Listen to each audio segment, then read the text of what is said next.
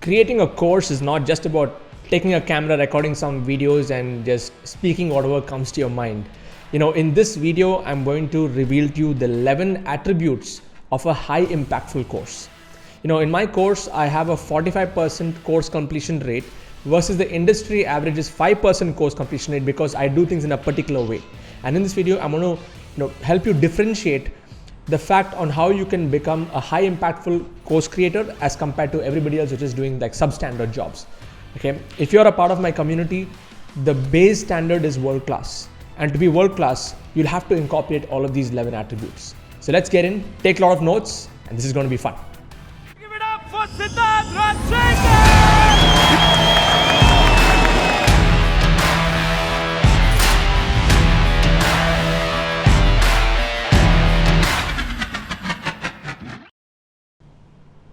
Hi there, Siddharth Rajshekar here, and welcome to this particular video. Now, if you're watching this on my YouTube channel or Facebook page or anywhere else, I just want to tell you that my YouTube channel, it is the world's #1 resource for digital coaches and trainers. The kind of videos that I'm posting on a regular basis over there is going to change the game for many of you who are aspiring to become knowledge givers in the digital domain, in the digital space. And the research that I've been doing over the last few years, I'm bringing all of that out one by one in the form of multiple videos on a daily basis. So make sure that you subscribe to my YouTube channel and then you hit the bell button to get notified on future videos that I'm going to be uploading. Okay, so having said that, this video is going to be about what?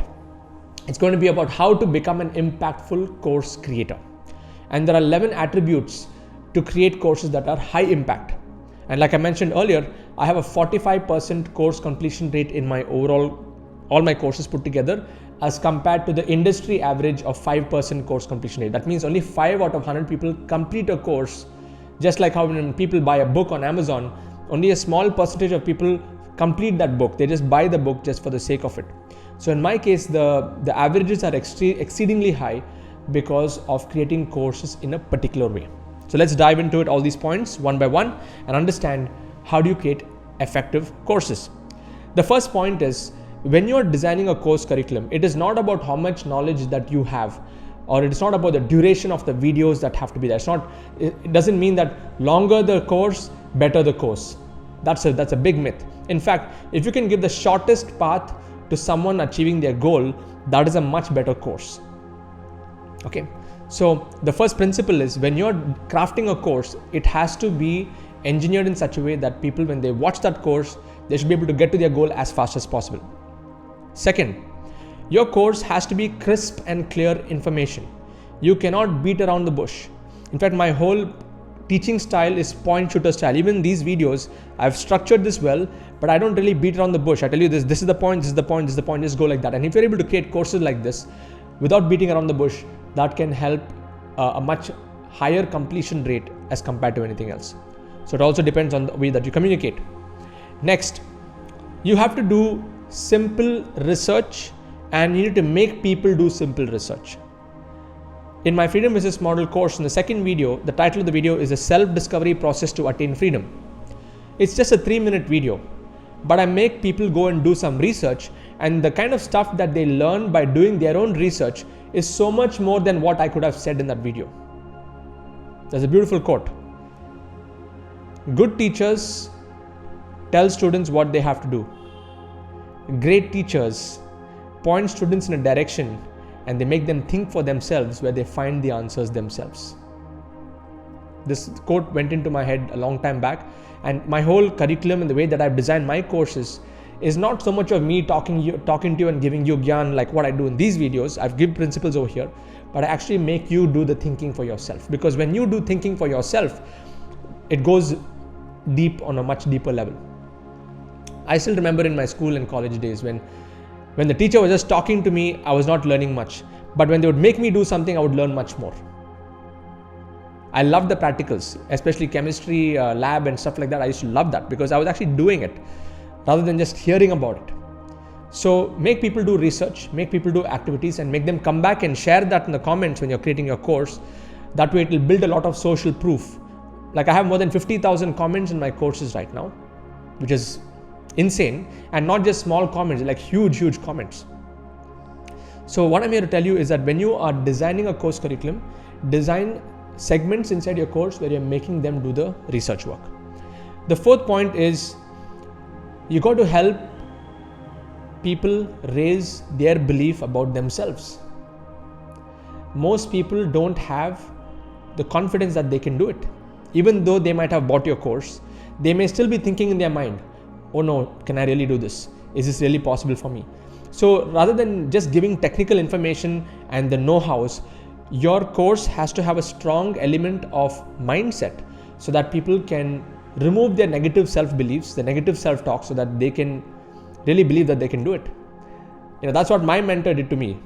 I had all the knowledge and the skills and everything before, but it was not reflecting in my bank account. And the only thing that he did with me is he raised my belief level about myself. He helped me understand my potential as a human being. Okay, so keep this in mind. If you want a high impact course that can deliver results for your students, you have to incorporate an element of mindset and personal development along with the business development and the technical knowledge that you are going to be sharing anyway. Very important. Next, your course has to be sequential and structured. See, on my YouTube channel, I have a lot of videos. And if I actually take everything together, it's all unstructured knowledge. And it runs to hundreds of hours of content, which is perfectly fine. But when it comes to a course, inside the course, when you come into my course, it will be more concise, sequential and structured knowledge. For many people have asked me this question, Sid, how much value should I give outside and how much value should I give inside? In fact, if you notice, I give a way more value outside than inside my course, because that is my fundamental way of how I operate my business. I believe in giving more than what I receive. Okay. But the point here is what people pay for is for structured, sequential knowledge.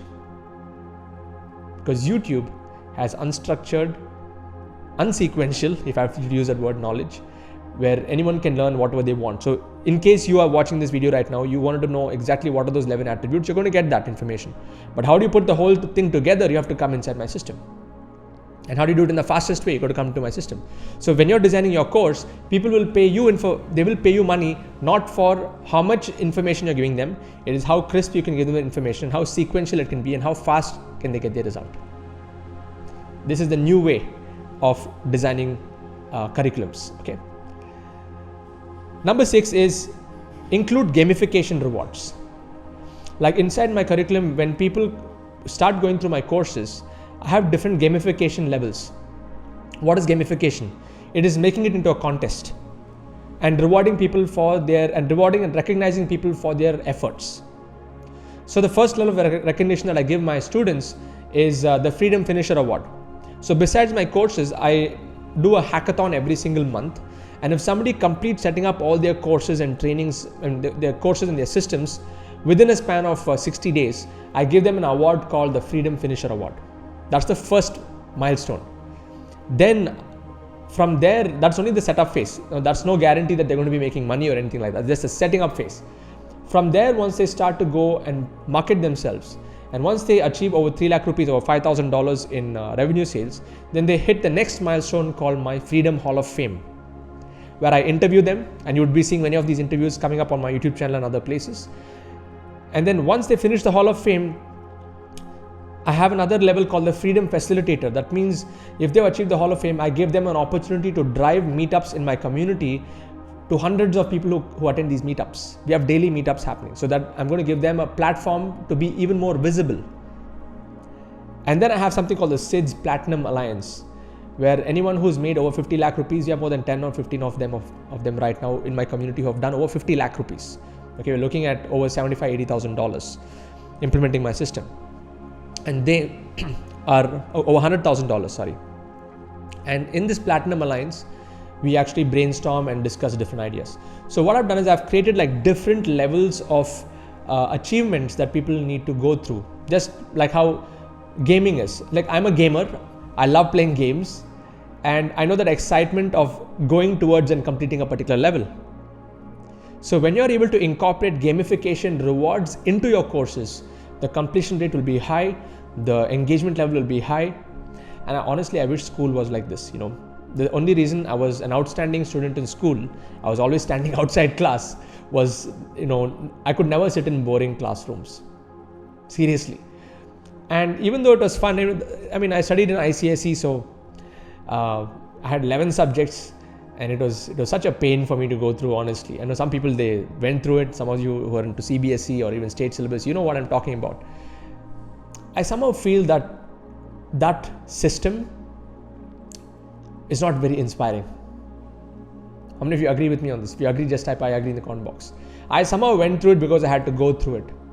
But if learning was made fun in this format, I feel that, you know, so many people would have been able to achieve much more in their life than just sticking to that curriculum and sitting, you know, classroom, blackboard, and the typical education style. We have to incorporate gamification and rewards into the education system. Okay, if you're an educator, you know what I'm talking about. Yeah. Number 7 is create supplementary bonuses. The word supplement is like the health supplements people have, right?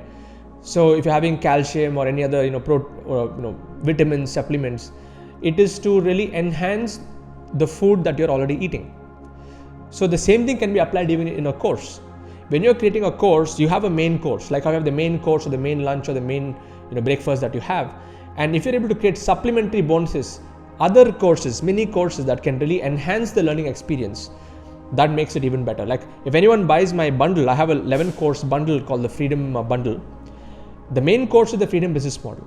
But besides that, I give 10 other supplements to really enhance the learning of the main course. But the essence of the main course is the most important. I mean, no one can just go and eat supplements all day and and become healthy. The main course is important. So the same way, use the same analogy to develop your own courses, where you have the main course and you design multiple supplements as bonuses. This will help you in 2 ways. One is it will help you increase your conversions. When people see that you're having so many bonuses to give along with the main course, people will buy your products. They'll see the value of what you're offering. And 2 is it will enhance the learning experience of your students. And you should be very clear on how you need to make them to consume those supplements. Okay. So even if you go to a nutrition expert, they will tell you exactly when to consume the supplements and in what proportions. There has to be an education on that. So even when people buy my course, I tell them how long they should take to consume the main course and how to consume the supplements and at what duration. So in my Freedom Business Model, Freedom 2.0 bundle, the main course, people finish it in 3 days and they have to complete the remaining supplements in the next 7 days. So in 10 days, they will be completely nourished with the tools, mindset, skills, strategies for them to launch their knowledge business. That's how effective I've made my entire, curriculum design process. Next, number 8 is you need to do intelligent seeding. What is intelligent seeding? Seeding is a way by which you can inspire those who are serious to move up to the next level. Okay. So I have like 2 different levels of my courses, actually 3 levels. Level 1 is my conceptual layer, which has 11 courses. Level 2 is my implementation layer, which has around 7 courses. And then level 3 is my diamond membership level, which has 5 courses, but it's more of a group coaching format. It is not a one-to-one coaching or any of that format. That's my highest ticket program. So right from the first video of my course, in a subtle way, I seed people and tell them, seeding is they are planting a seed to let them know that there is a next level that they can upgrade to. And when you intelligently seed the aspect that you can make people upgrade to the next level, your conversions will be much higher in level 2 and level 3. I have like a 25% conversion from level 1 to level 2 and 50% conversion from level 2 to level 3, which is like insanely high compared to the industry average because of intelligent seeding. And the seeding is not just about sales. Honestly, only if you truly believe that your product can make a difference to their life, do this intelligent seeding. Because I know for a fact that even though people have bought my level 1 course, yes, they can go and do it on their own. But I know for sure that those who move up to my level 2 and level 3, they can get results much faster. Because I share some information which, a lot of information that can help them refine their entire game plan and positioning to achieve their goals much faster. Okay. And it's all about techniques. And I always keep updating those courses. So intelligent seeding should also be thought about as you're developing your curriculum to increase your conversions into level 2, level 3. Number 5, you need to have high impact communication. Okay, you're able to see my video right now And I'm sure this is like high impact communication. You're able to get a lot of information in a short span of time. You're watching this video, it's like 14 minutes into this video, and you're able to get the essence out of whatever I'm sharing with you here. Now, same way, even when you're doing your courses, break it down into small elements. If I had to do a course of the same thing what I'm sharing, I may break it down into 3, 4, 5 minute videos, not a 15-minute video like this. Okay, and each video I would go deep into it. I would share some information, I would share some resources, I would make people do some actions and then move to the next video. This is more of an information video. In a course, it will be an information plus action, where they're able to go through transformation. That's the difference. Okay, so you need to have a high impact communication.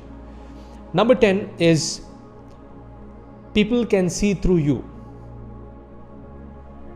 And you might have heard of this. Intention is everything, especially in a knowledge business. Even though you may be saying the right things, at a subconscious level, people can feel your energy. Whether you're there in this just for yourself, are you really self-centered about yourself, or do you really have the intention to serve others? And this is something that cannot be faked. It cannot be faked. People can sense your energy. And how do you really work on this? Is by working on yourself. I mean, I've been through a lot of self-development. I've invested in a lot of programs myself. I constantly keep learning from my mentors. As much as possible, I keep reminding myself to stay grounded, to stay humble, to stay focused, and to attribute my success to the mentors who have actually helped me on this journey. And the reason why I'm doing what I'm doing is so that I can help you achieve your goals fast. So the intention is something that I always keep reminding myself. And I have a goal book and I keep writing my goals on a daily basis. And I write my goals like I'm on a mission to help 1 million people become impactful digital leaders. So the more and more I write those goals, I'm able to really feel that vibration, and it's in a setting out a vibration out there. Okay, so your intention to serve should be insanely high, and the opposite of this is the intention to get from the market. There are many people doing this. They want to extract money out of the market. Why am I sharing a lot of information like this on YouTube? Because for me, I don't really care. I want to give more than I get. The universe will take care of me. Okay, the universe will take care. It's the law of reciprocation, whether you want to call it Newton's law or the karma theory or whatever. What goes around comes around. The more you give, you will automatically receive. You just be open to receiving. That's it. That's number 10. And finally, when you're crafting a course curriculum, make sure it is evergreen and relevant. Like this video, whatever you're watching, even if somebody is watching this after 10 years, it's going to be evergreen and relevant. Okay. And if you're able to design your courses in a similar format, it's going to be working for people for years together. Now, when it comes to technical topics, like for example, I have my level 2 program, which is my Freedom Setup Challenge, which is a technical topic where I teach the different softwares and tools and how to use them. I recorded the videos 2 years ago, and now I'm in the process of re-recording all of them because all those softwares and tools have changed their UI, they've changed their interfaces, and a lot of things have changed. So if you're in a technical topic where you're talking about softwares and things like that, you have to keep updating and revamping your courses every time the tools and the technology changes. But as far as the core principles are concerned, see if you can keep it evergreen and relevant. Okay, so these are the 11 attributes of high impactful courses. And if you found this useful, if you're watching this on Facebook, I would like you to tag somebody below here in this video who you feel can really benefit from this knowledge. Please tag them. 2, if you're watching this on YouTube, please share this, hit the share button, share it on Twitter, share it on your Facebook profile, or wherever you want to share it, or send it to someone, because these 11 attributes can truly make a difference to anyone, especially if you know somebody who's a teacher and they want to take their courses online. If you know somebody who's a coach or a trainer, and if you think that they can benefit from this, or if you know there's somebody who's an expert and they want to design a new course and curriculum and stuff like that for themselves, please tag them in this. Okay, so that's what I want to mention to you. Thank you so much for watching this video till this end, and I look forward to serving you more in my future videos. Cheers, God bless, and I look forward to sharing more stuff like this. Bye bye.